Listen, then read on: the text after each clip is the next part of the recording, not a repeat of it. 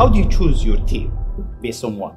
Well, I suppose honestly that it tends to be gut feel more than anything else. So when I interview somebody, my interview question is always the same.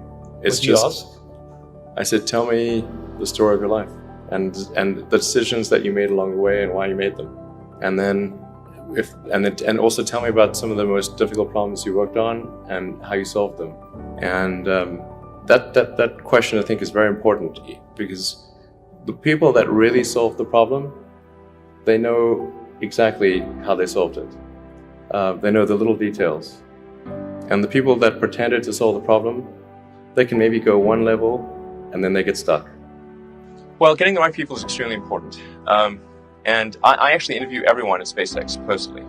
And we're a 500-person company, so that's a lot of interviews. What do you look for? What do I look for? It depends on the task. It's different. I'm not necessarily looking for someone who's has brilliant analytical ability if their job is going to be assembling hardware. But I think generally I look for a positive attitude, and are they easy to work with? Are people going to like working with them? It's very important to like the people you work with. Otherwise, your job is going to be quite miserable. So that's generally where, if I say where sort of the hiring mistakes that I've made in the past, it's been just as I said, it's looking too much at their intellectual capability alone, and not on how they affect those around them.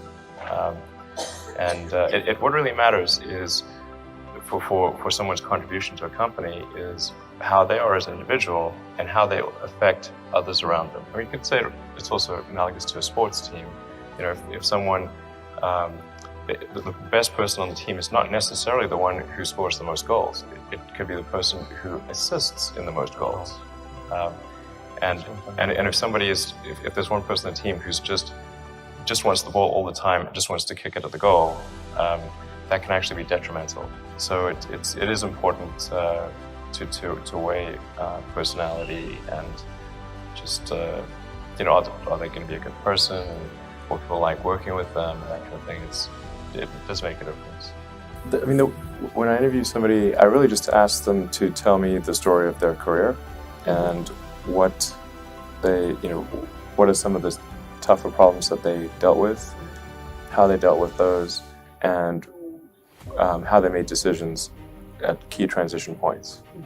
And usually that's enough for me to get a very good gut feel about someone. And what I'm really looking for is evidence of exceptional ability. Mm-hmm. So did they face really difficult problems and overcome them? And then of course you want to make sure that if there was some significant accomplishment, were they really responsible, or was somebody else more responsible?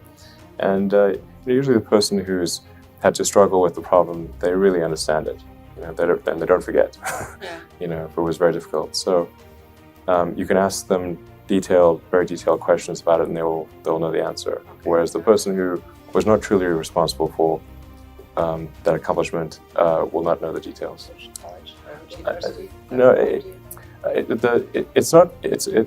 There's no need even to have a college degree at all, or even high school.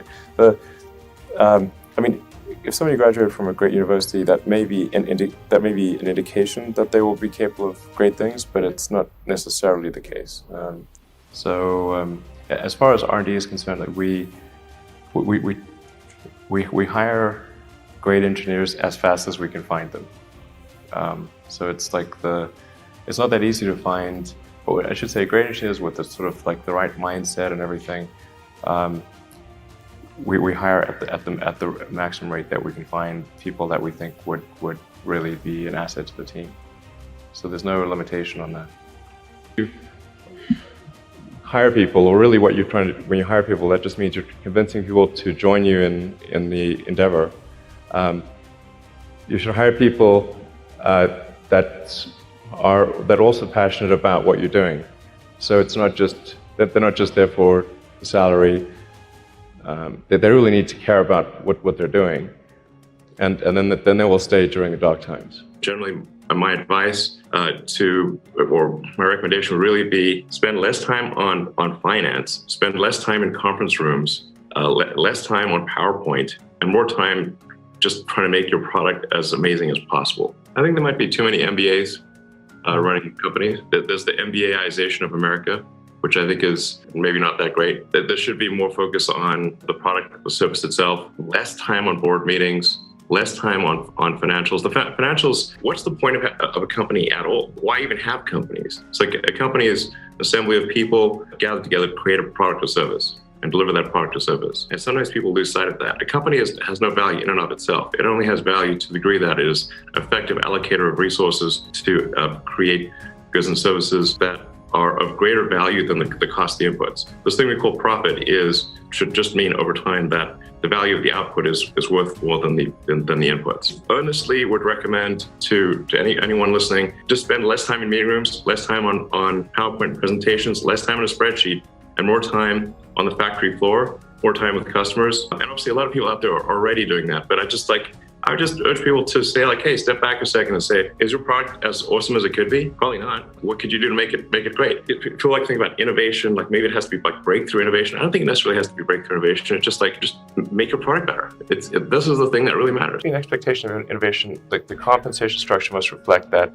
There must also be an allowance for failure, because if you are trying something new, necessarily that there's some chance it will not work. So if you punish people too much for failure, then they will respond accordingly, and the innovation you will get will be very incrementalist. Nobody's going to try anything bold for fear of getting fired or being, punished in some way.